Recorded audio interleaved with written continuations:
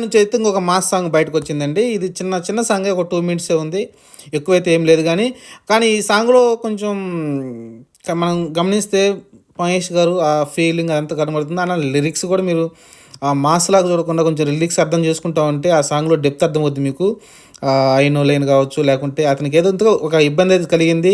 అంటే 'ఐ నో'లే అతన్ని మోసం చేశారు. ఆ ఫీలింగ్ తోటైతే అక్కడొచ్చి అయితే డాన్స్ చేస్తున్నట్టు కనిపిస్తుంది. అంటే కావాల్సినోళ్ళే అతన్ని మోసం చేశారు, లేకుంటే అతన్ని ఇబ్బంది పెట్టారు. అంటే నమ్మించి మోసం చేయడం అంటారు కదా! ఆ టైప్‌లో అయితే జరిగినట్టుంది. అందుకే ఆ సాంగ్ వచ్చినట్టయితే మనకైతే తెలుస్తుంది క్లియర్‌గా. అలానే మహేష్ బాబు అయితే చాలా ఓపెన్ అప్ అయిపోయాడు. బీడీలు కాలుస్తున్నాడు. అలానే మందు తాగుతున్నాడు. అంటే ఇంతకుముందు చాలా మానేశాడు యాక్చువల్‌గా అప్పుడు 'అతడు' సినిమా తర్వాత అనుకుంటాను. 'పోకిరి' తర్వాత అనుకుంటాను.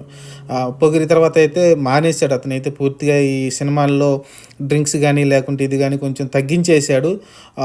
కానీ యాక్టింగ్ చేసేవాడు కానీ మరి ఇంతలాగా అనిపించేది కాదు. కానీ ఇప్పుడైతే డ్రింక్సు